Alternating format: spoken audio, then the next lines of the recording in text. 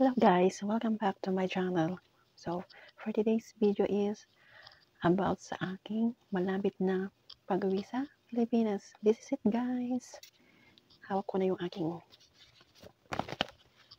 ayan. So,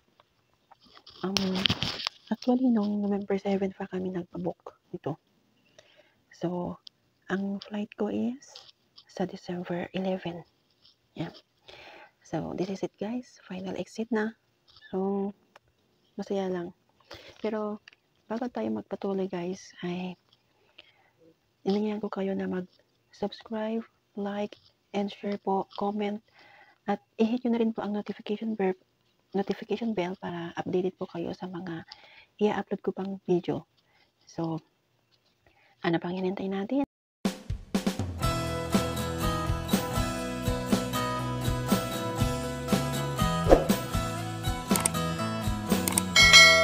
So, ito nga guys, hawak ko na yung aking plane ticket. At sa totoo lang, wala akong pinaalam sa mga family ko kung kailan talaga yung uwi ko. Kasi gusto ko silang surprise. O, diba? Gusto ko silang surpresa. Kaya, kahit sino sa kanila ay walang nakakaalam kung kailan talaga yung uwi ko sa Pinas. So, I'm very excited. Countdown na tayo guys. Today is November 24. So, 16 days to go.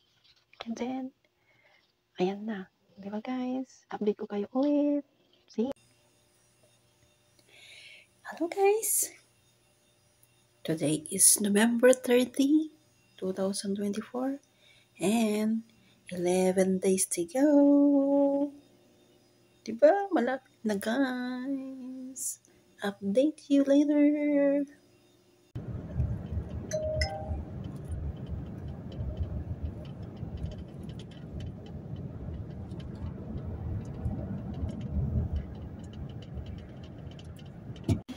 Hello guys. Dito tayo ngayon sa terminal ng Hail, papuntang Riyadh. So, masyado akong maaga. Ang flight ko ay 1 o'clock, 10 pa lang ng ano. Kasi, tawag dito, nababahala kasi ako sa luggage ko na dalawang malalaki. Kala ko kasi, nung binuhat kasi nung amo ko, sabi niyo baka ito, 40 kilos na sabi niya. Kaya nagtataka ako. Ang dami kong iniwan. Pero nung pagdating dito, nung kinilo yung sa malaking ko, grabe, 19.67 kilos lang siya. Pares lang sila ng Kaya nga, sayang. Yung kasing kaya katakot ko, kaya gusto kong maaga pumunta dito kasi kapag nag-excess yung kilo ng bagahe ko, ay pwede akong ng extra luggage, extra baggage. Kumuha ng extra baggage. Kaya yun ang ko kasi magsasalansan pa ako, ganon. Kaya yung ginawa ko, kaya mas pinaaga ko yung pagpunta dito. Okay na lang yun. Maghintay na lang ako dito kasi nga naman problema. So ito guys, ang terminal ng Hail. Papunta ko ng Riyadh. Tapos, pagkatapos ng Riyadh to Manila na. Pero dun sa malalaki kong luggage kanina, yung bagahe kong dalawang malalaki, sabi ng doon sa counter, itong dalawang bagahe mo na ito ay diretso na sa Pilipinas. Sabi niya, i-check mo na lang doon. Sabi niya, hindi na ito pupunta pa ng Riyadh. Sabi niya, check mo na lang yan, papunta lang sa Pilipinas. Doon mo na lang siya sa counter doon sa Pilipinas. Sabi ko. So, ibig sabihin, mas mauna siya doon sa Pilipinas. Siguro, baga ako makarating doon. So, magkita-kita na lang kami doon sa Pilipinas, yung bagahe ko. Yan naman ang sabi niya. Ipacheck ko na lang daw yun sa counter doon sa Pilipinas. So, yun lang guys. At update ko kayo ulit mamaya. See ya! Hello guys. So, dito pa rin kami sa terminal ng Hail. Nag-extend yung oras ng namin, yung flight namin, na delayed ng 1 hour kasi hindi pa dumating yung Saudian Airlines na sasakyan namin papuntang Riyadh. Kaya na-extend ng 1 hour.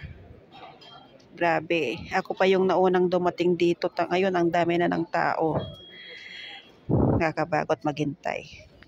So, yun ulit guys. Update ko kayo ulit mamaya. So, ayan na guys. Dumating na yung aming airplane. Ayan na. Boarding time na.